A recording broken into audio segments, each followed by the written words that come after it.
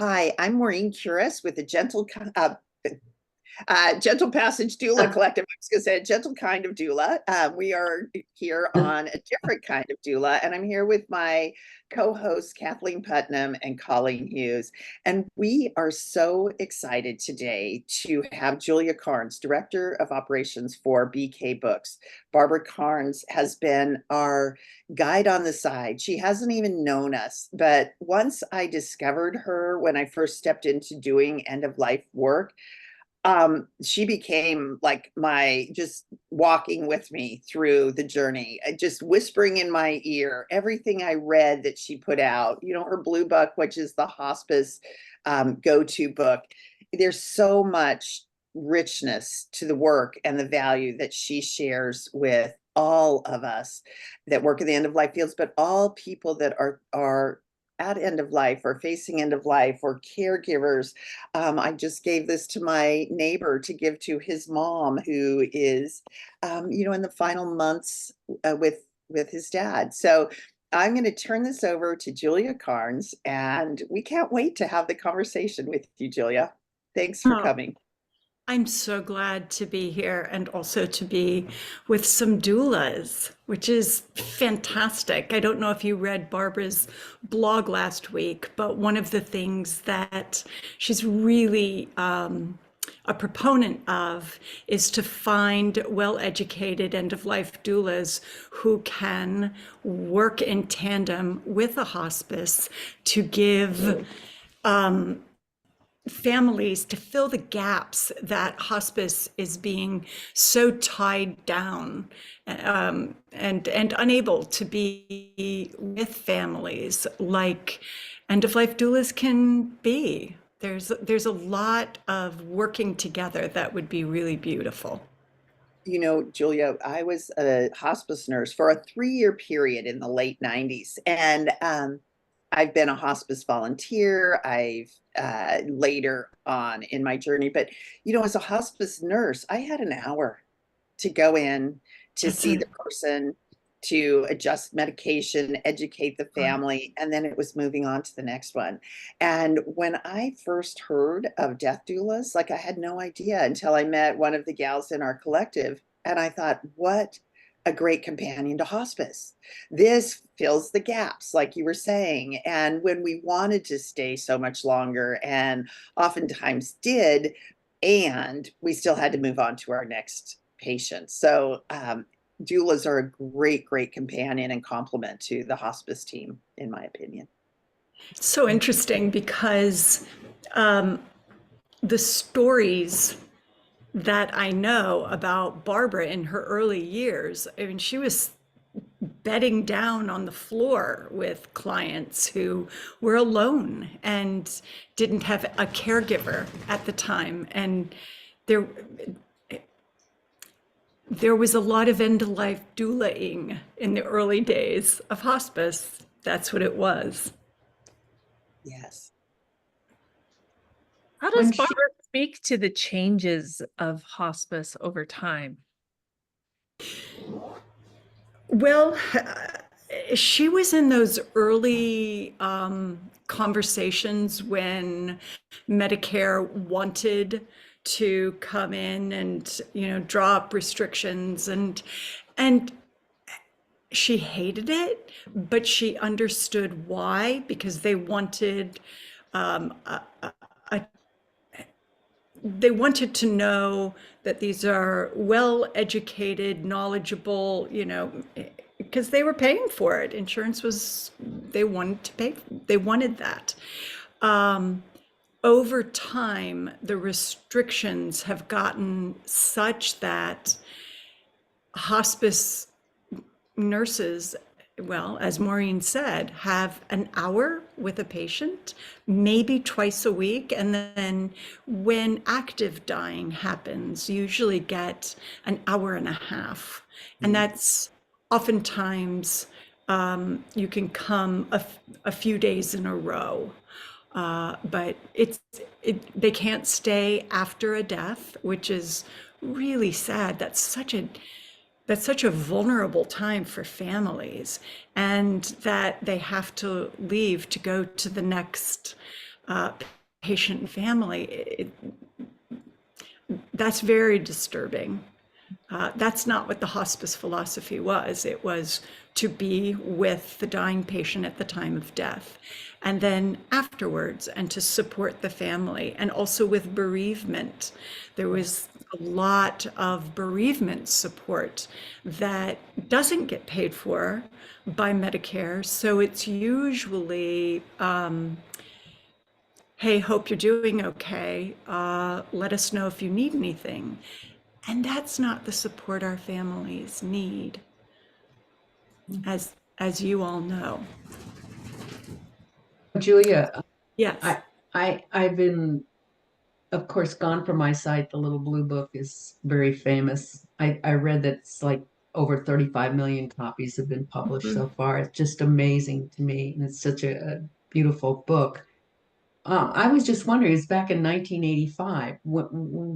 What happened that Barbara started writing these things? I mean, the changes. I mean, and how did, now that it's in everybody's office, social workers, physicians, how did people, I mean, how did professionals respond to it? I mean, what happened? How did this evolve?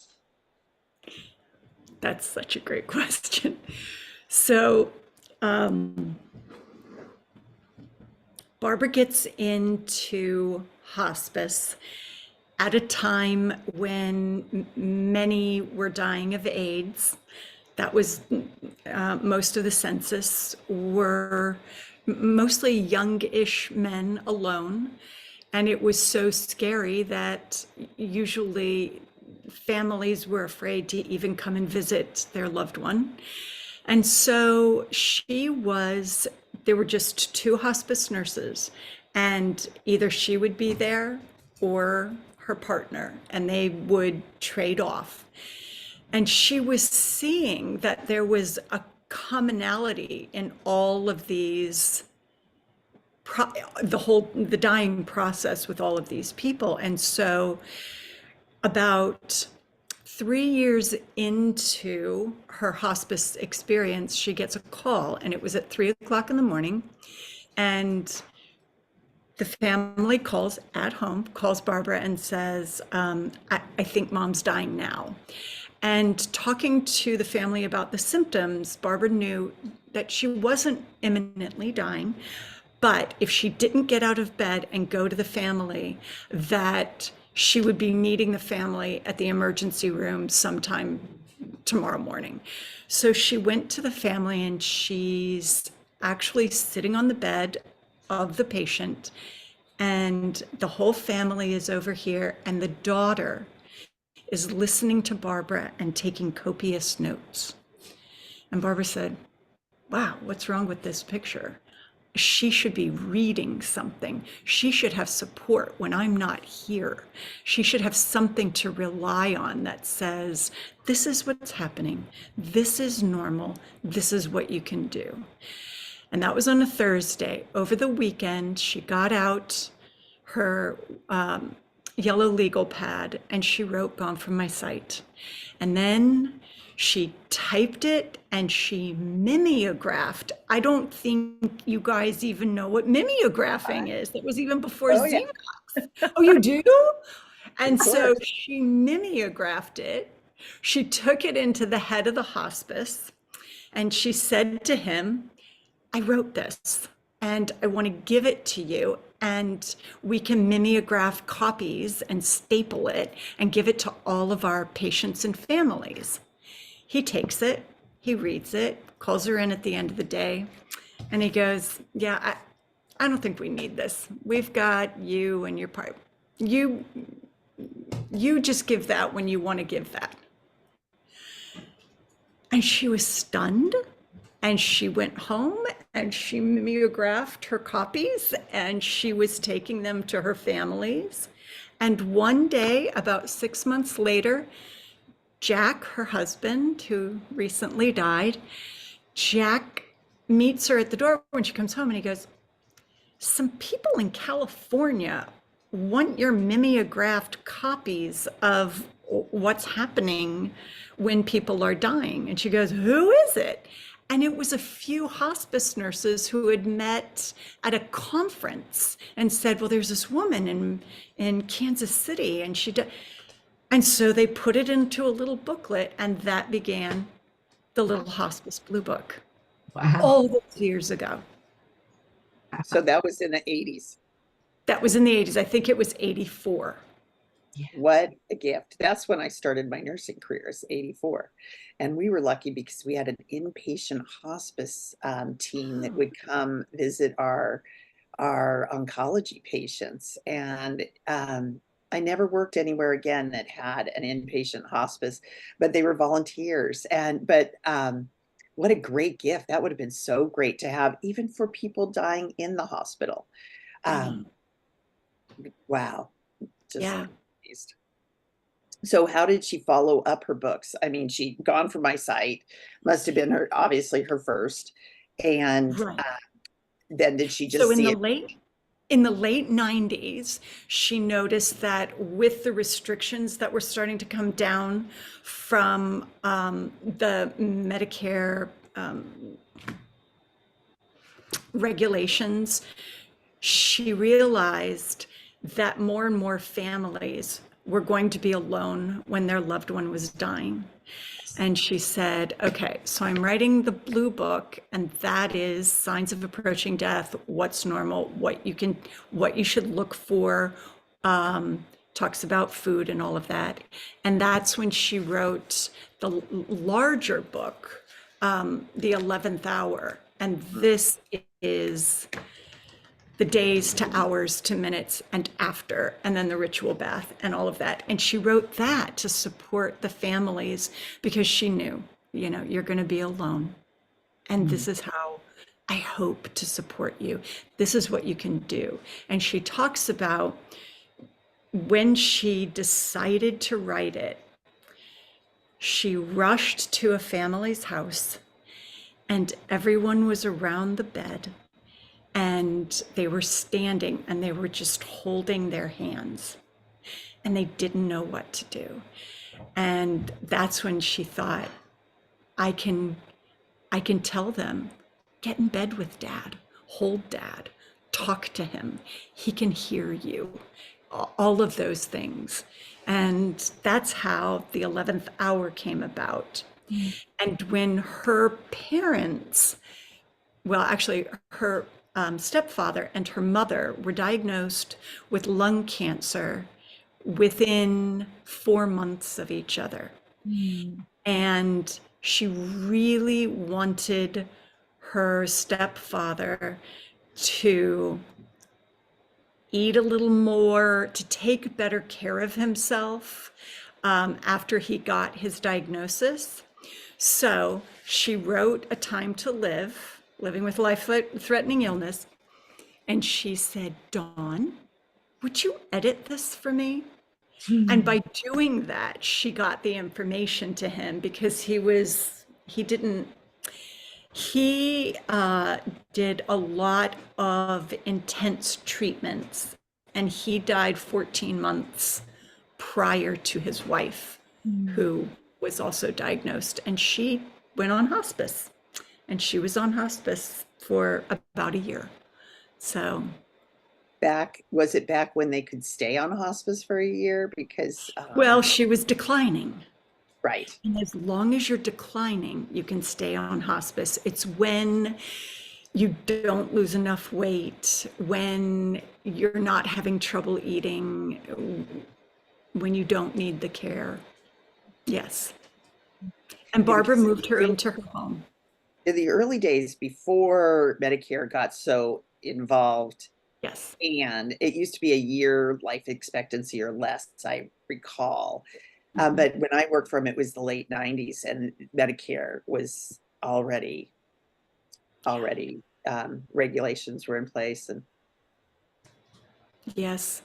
Right now, I believe the average hospice stay is 18 days, which is, well, that's up from what I thought it was. I thought it was 8 to 12. well, most are coming in with a couple of weeks left. That's true.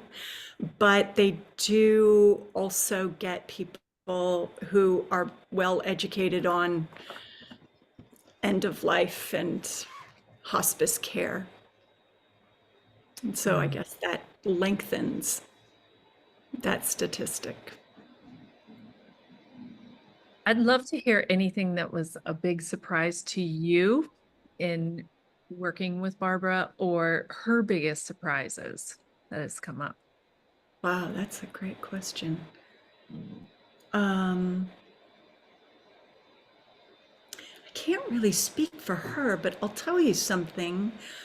So I came about in the little family-owned company when I had friends whose parents were getting sick and dying. And at the time, this was within the last 10 years, there are hospices now that don't educate. They don't use any kind of resources. And these friends of mine, I said, well, of course they gave you the little blue book, right? So you know what's going on. And they were like, what does that mean, little blue book? And I heard it enough times that I went to Barbara and I said, regular people need to be able to find these resources, and they're so affordable. We need to get these available and for people to know. And she goes, that would be really good, but I don't know how to do that. And I said, well, I don't know either. And so I said, but I'm going to try. And that's when I started trying to do a lot of outreach and social media and put out her information with the hopes that I was going to help people. And I'll tell you, it gets me up in the morning every day. The world feels a little hard right now, and we're going through, an election year. And this is what feeds me. In addition to that, by coming in and working with her and working in the office, my zest for life, which I thought I had a pretty good zest for life, it's even more pronounced. I love life. I live life so much bigger since I've learned about dying. And I know that sounds crazy, but that's the biggest surprise to me. It's like, this is finite, this little piece of life, and I just want to seize the day much more. That's been a surprise for me. Thank you. You know, Julia, her film, her video on new rules for end of life Yeah. is truly one of the things that impacted me the most. I play it for a group of people who are terminally ill. I teach a class for Cancer Lifeline. And I remember a gentleman was very, very cynical, and I didn't think he was going to last. And I show it the second time in the course. It's a 6-week course, and I show it the second week. And his hand went up in the middle of the film. I just think Barbara is a tremendous teacher. Okay. I mean, I've been in education, I'm a nurse, education for a long time. And I just think he is just quintessential educator. And his hand went up in the middle. I said, oh, okay, I'll handle him at the end. And I called on him and I said, so do you have something to share about the film? And he said, one word, excellent. He didn't make it through the course. He died about the 4th week of the course, but he attended. And I will never forget that. And every single person there, I have a class usually about 15 people, which is really almost unheard of at Cancer Lifeline. Have people, this class about dying, and they're there. And they all said, well, nobody's ever told us what it's like. I wanted you to hear that story because his words will stay with me forever. Excellent. The curmudgeon. Yeah. And that could have been fear talking also, Yes. his resistance to. Yes, true. That's really powerful to hear. I can't wait to share that with her tomorrow. It was, we have no idea how um,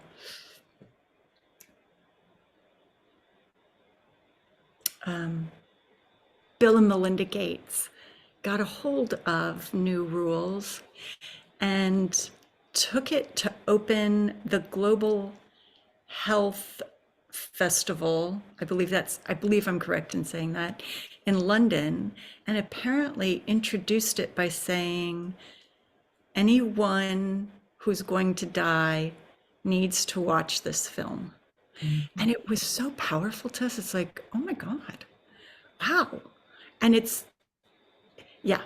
I took it, friends of mine, their father had been diagnosed with kidney disease.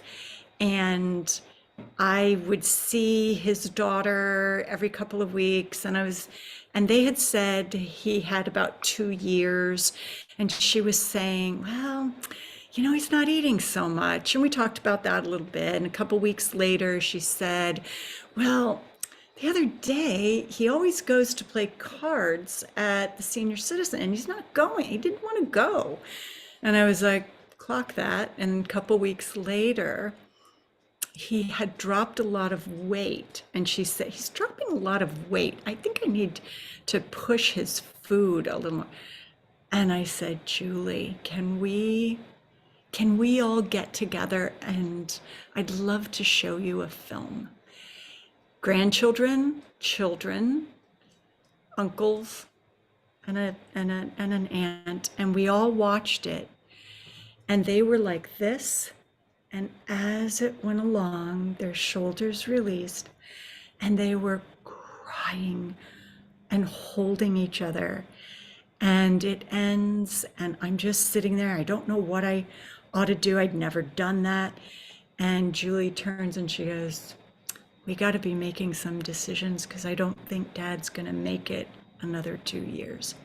And he died less than a month later.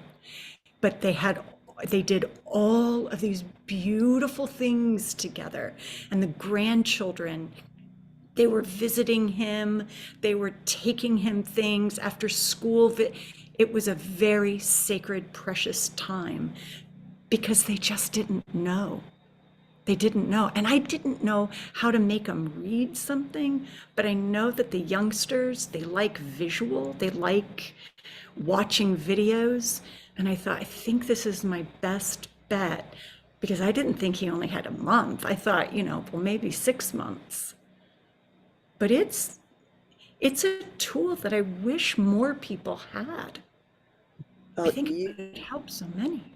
It gave them permission to live life to the fullest. And I think that that's what this does. And I love that you brought the kids, the grandkids, and the grandkids were involved, because so many people fear telling their children or don't want their children involved in this beautiful, sacred time of life.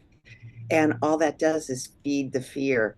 So, what I do love about her films, her books, is that it encourages us all to live life. It's not about dying, it's about living till the last moment. And what a gift that you gave that family, and what a gift all of this is to the world, because it takes the fear away. Knowledge is such a powerful thing. And that's why with my neighbor last night, I know his dad, he's like, well, he's hoping to make it till September for his wife's 80th birthday. I'm like, let me give you all this stuff. And you guys watch it. And I have the Vimeo, is that a Vimeo version Yes. of the New Rules? But yeah, his dad's so open to the whole journey, open to experiencing the end of his life. So it's going to be well received. But what a gift to give people. Yeah.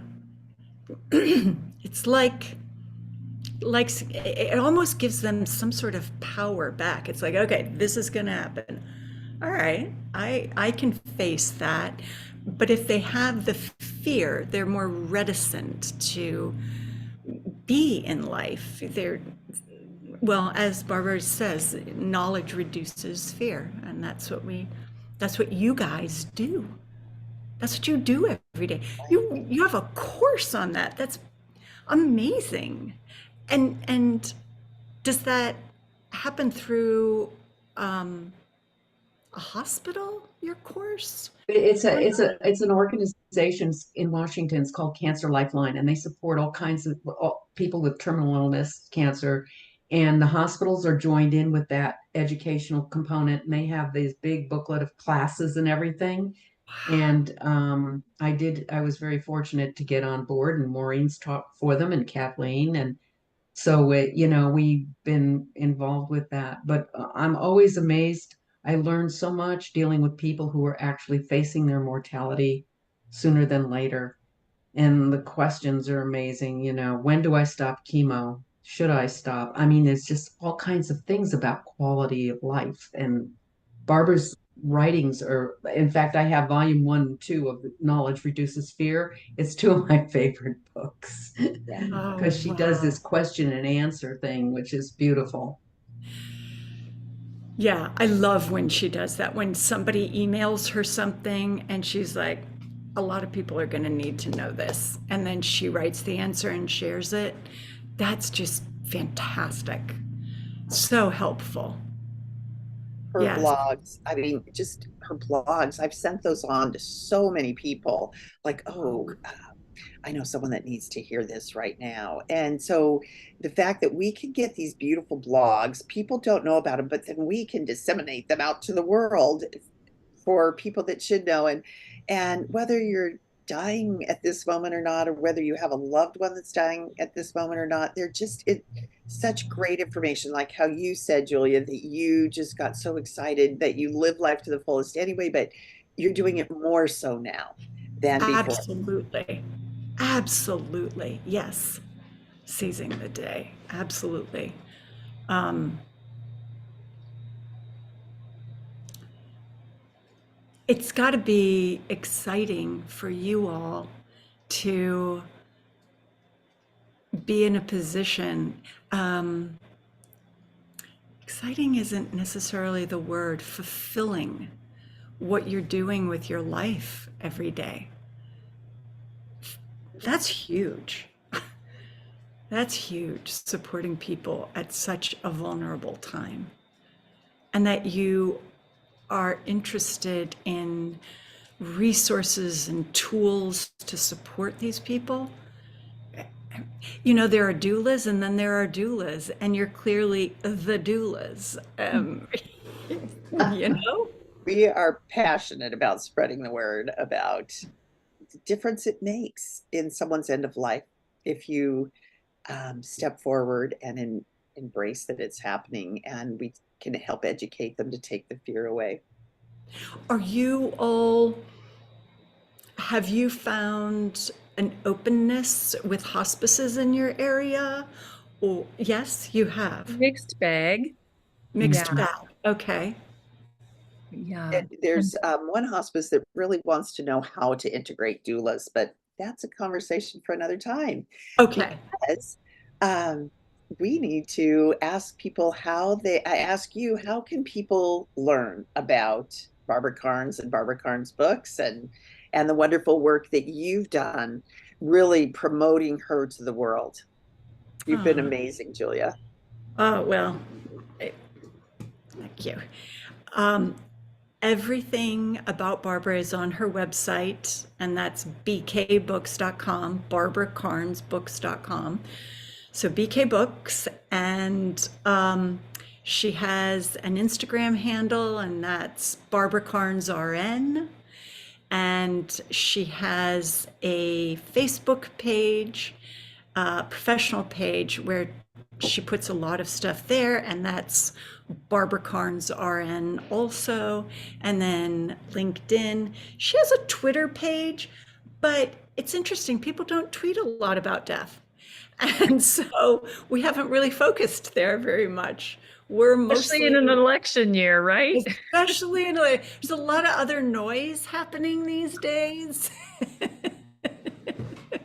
Well, But she answers all of the emails that she gets. And if anybody ever wants to contact her, writing Barbara Karnes at bkbooks.com, and she answers every email. Sometimes she'll ask, may I use this as a blog? Because I think other people are experiencing what you're experiencing. Some people say yes, some people need privacy with it, and that's cool. All of her Instagram messages and comments and all of that, she answers. We do it together, and Facebook and LinkedIn. So just trying to get people some support. Thanks for Well, what you thank do. you so much for what you do. It's been great having you on today. Oh, it's And been a joy. we're the Gentle Passage Doula Collective. So we will see you next week on a different kind of doula. Bye-bye. Thank you.